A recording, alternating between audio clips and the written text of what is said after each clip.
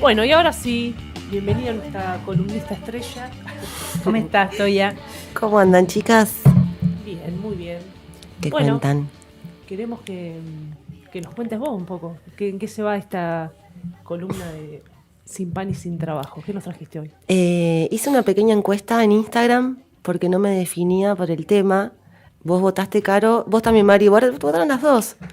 Yo voté, comenté todo. Sí, y no ganaste porque ganó esta, la de la clase trabajadora. Tenía dudas de qué hablar y tenía una encuestita en Instagram si les interesaba más un recorrido sobre la representación pictórica de la clase trabajadora en la pintura argentina o esto de el plagio en el arte, porque sucedió ahora medio de actualidad. Capaz que lo vemos la que viene, lo del plagio. Sí, los dos temas Escándalos. eran interesantes. Sí, estaban buenos.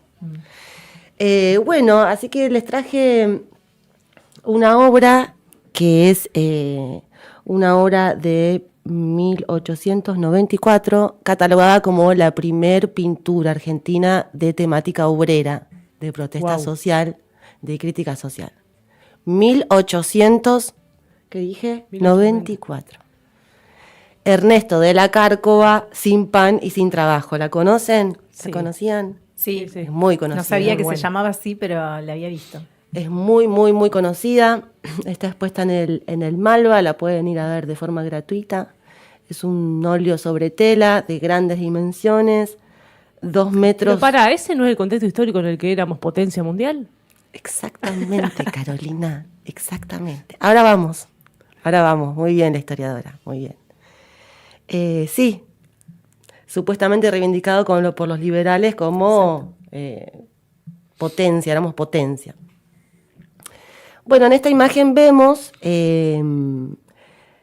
una mujer y un hombre en una casita muy humilde. La centralidad de la composición es esta mesa vacía, ¿no? Reforzando ahí el dramatismo del La cara de la sin pan. mujer. Sí, es tremenda. Vemos que el hombre está, si se fijan, la silla está en diagonales como si fuera que se levantó de golpe el hombre. Hay como una inestabilidad en esa silla que es físicamente imposible que esa silla se balancee hacia adelante. Hay muchas cosas de la composición que Ernesto de la Cárcova usa que no son de la perspectiva de la matemática. O sea, hay una fuerza en la composición para acentuar el dramatismo. El hombre mira por la ventana y no se llega a ver desde acá, pero lo que está viendo es una escena de una represión policial. Vemos policía montada a caballo que está reprimiendo trabajadores. Hay una fábrica también de fondo con sus chimeneas inactivas. Todo nos indica que hay una huelga por el cierre de fábricas. Tiene que ver con esta Argentina agroexportadora que planteaba la generación del 80. Vemos también que hay unas herramientas de trabajo ahí en el borde de la mesa.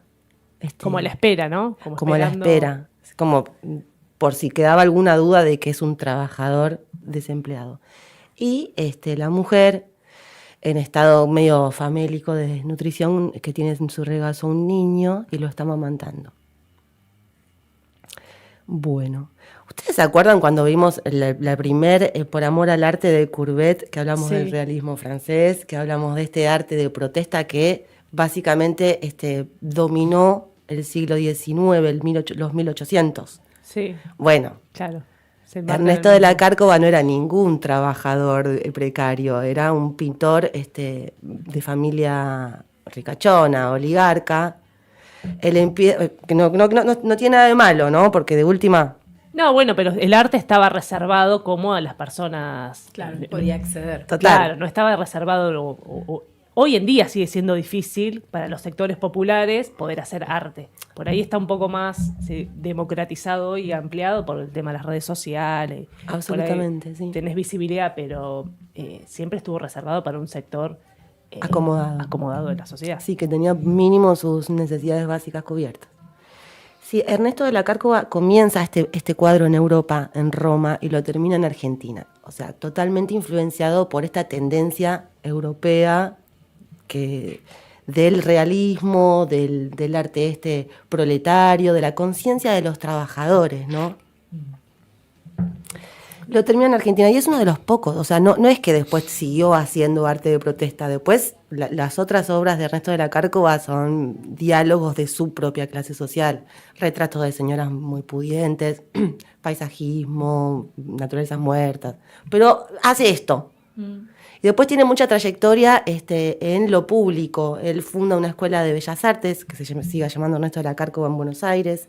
Tiene mucho recorrido, o sea, hizo una linda obra para la Argentina, pero bueno, hace esta pintura y funda la pintura de protesta en Argentina. Esta es una obra que se utiliza un montón en educación, justamente para trabajar ese periodo. Mira. Porque a través de la cultura uno puede justamente ilustrar la época. Total. Y por ahí para los pibes es mucho más figurativo y no sé, más atractivo pensarlo desde ahí y desde las letras del tango, obviamente. Mira qué bueno, está buenísimo, claro. Porque las oleadas inmigratorias también son de ahí, de esa época. Bueno, pasamos a la siguiente imagen que a mí me conmovió hasta las lágrimas, no, pero en serio. Que es nada, la Crichu, porque ella le gusta mucho Sin Pan y Sin Trabajo, dice que es su obra preferida del Malva. Y a mí me emocionó esta imagen porque los sostienen en los puños a los dos personajes, ¿no? No sé qué estaría diciendo, pero hace este gesto de sostenerlos con los puños y me conmovió. Y ella dijo, exactamente hace un año, cuando ella, ¿se acuerdan cuando hacía esas masterclass en la Universidad de Merlo? Sí.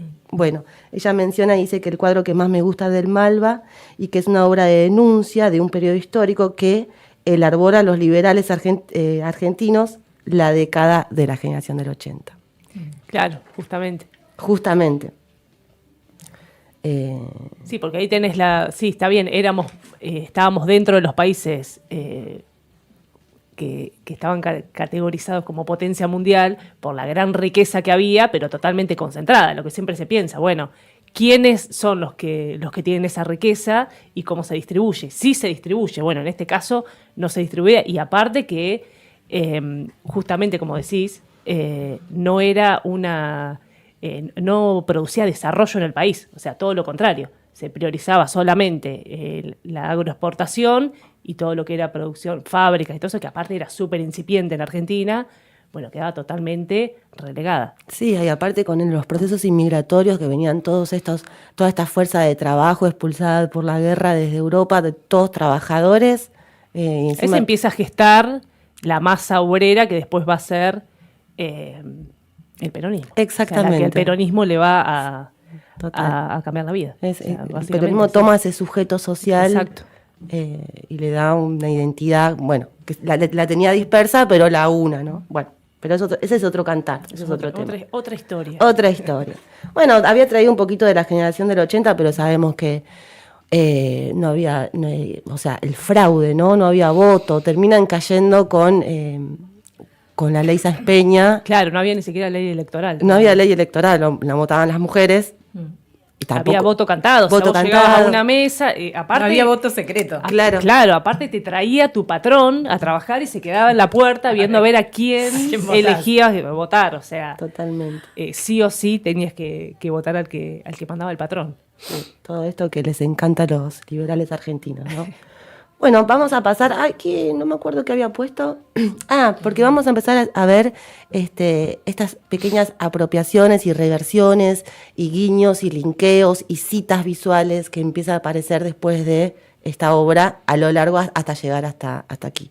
Esta es muy conocida, se llama Manifestación, de Antonio Berni, que tendríamos que analizarla también, porque es muy interesante esta obra, es muy, muy famosa, pero en el cartelito allá en el fondo no saben qué dice. Pan y trabajo. Pan y trabajo. Justamente lo que pedían. Porque esto que decías, las olas inmigratorias que venían, que supuestamente estaban totalmente fomentadas por el Estado, o sea, se mandaban solicitudes a Europa para que vinieran estos inmigrantes, porque se suponía que había que poblar la nación de europeos. Sí. Porque queríamos ser unos civilizados. Claro. Entonces, bueno, ¿quiénes vienen? Bueno, vienen Los más los incivilizados más de todos. pobres. Los más pobres vienen a trabajar acá y aparte que venían con un montón de propuestas y de... Y contaminados con ideas anarquistas. encima. Pero bueno, venían Divinos. y se encontraban acá con que no había el trabajo que Anarquistas decían. reales, ¿no? Sí. Claro. Ellos había muchos trabajos que los aprendían a hacer acá porque se dedicaban a otras tareas. Los traían, bueno, está el famoso Hotel del Inmigrante que los amontonaban ahí. Bueno, ahí empiezan a surgir las villas miserias, por ejemplo, la Villa de Retiro. Empieza a aparecer en este momento, ¿no? Pues se concentran ahí esperando a que llegue el trabajo. Bueno, y estas manifestaciones tienen que ver con eso. Total. Bueno, pasamos a la siguiente imagen, que es, bueno, esta es complicada porque Carlos Alonso tiene una técnica pictórica confusa, pero más que nada lo traje porque es otra reversión. 1968, Carlos Alonso es un pintor muy famoso. Les prometo una columna de pintoras argentinas. Ah, sí, Porque son buenísimo. un olor a huevo salen de mi columna. O sea, son todos varones. Pero bueno, Y bueno, ¿qué va a también hacer? otra característica del arte. Y sí. Pero ya lo vengo investigando, ¿eh? Bien, Ya bien. se las preparo. Lo que pasa es que tiene eso, ¿viste? Tenés que dedicarle un montón a eso, porque la tenés que investigar, porque te cuesta encontrarla. Las tenés te que cuesta- investigar. Y yo ya empecé esa investigación. Hay mucho de Canal Encuentro. empecé. Gracias a Dios nos quedaron esas investigaciones y esas cosas, porque Sí. si no, Sí. no hay nada. Se lo comió la historia, se lo comió. Bueno, esta de Carlos Alonso que veía, más que nada se las traje porque él juega mucho y es muy interesante.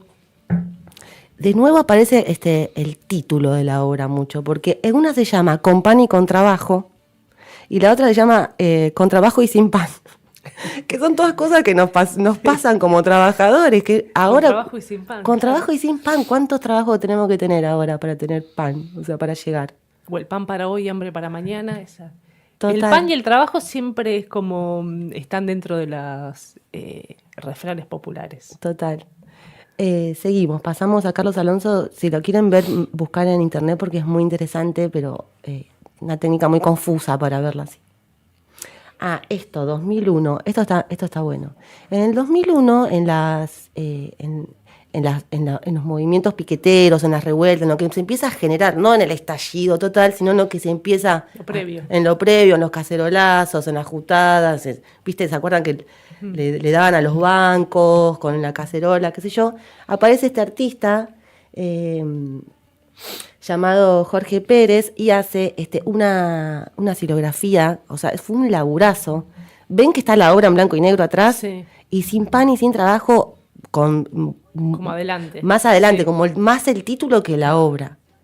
Y él empieza a hacer unas pegatinas en la calle con esto que hizo. Y empieza a mover, se termina ligando a un movimiento de San Fernando, empieza a hacer cosas con ellos. Ahí vemos la próxima imagen, que la saqué de un videoarte que hizo de toda esta experiencia, porque también apareció en manifestaciones. Esto es todo 2001. Claro, lo representativo de la imagen que aparece en un montón de distintos periodos. Exacto. Se Sí, usa nos como protesta, acompaña. realmente Y es de denuncia en serio. Hay muchos que no puse, pero está en nuestra historia, nos representa como clase trabajadora.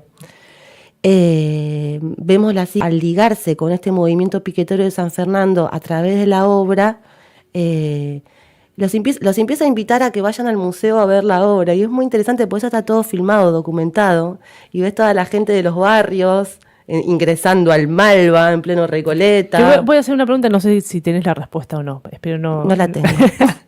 No, te pero gastes. ¿cómo llega la obra al Malva? O sea, él ¿cómo se hace pública? La adquiere, él la expone, está buena la pregunta y qué bueno que la sabía. La empieza en Roma, la termina en Argentina y la expone en una galería llamada Ateneo en Buenos Aires, fines del 1800. Después Ajá. La expone también en Estados Unidos, gana un premio importante y ahí al toque ya la compra el museo. La compró. Bien, la compra el museo. Sí, forma parte del patrimonio nacional, es de Perfecto. todos, es pública. Seguimos a ver qué otra... bueno, acá también tenemos un artista de principios de los 2000, que él la pinta, la dibuja y después se saca una foto Seguimos en pelotas. le Seguimos dicen. en pelotas. Muy lindo. Él hace esto con diferentes obras y el dibujo es de él también. Me gusta, bueno. me gusta lo que hace, es muy interdisciplinario. Y por último, a ver qué tenemos, ya 2018, tenemos... Esa me acuerdo de haberla visto. Está buenísima. Sí.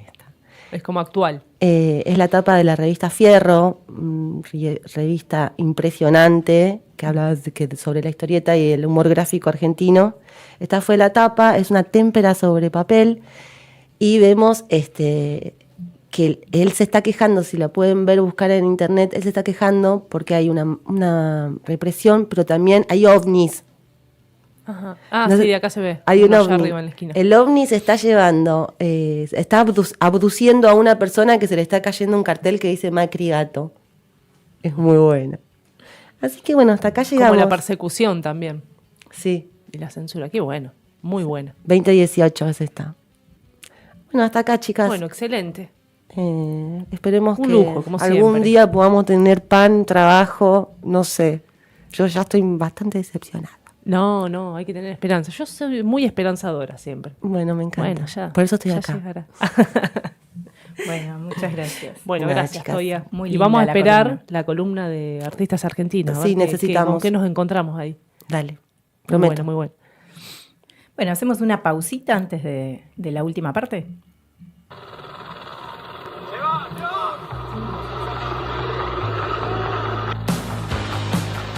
Es hora de planear el día después.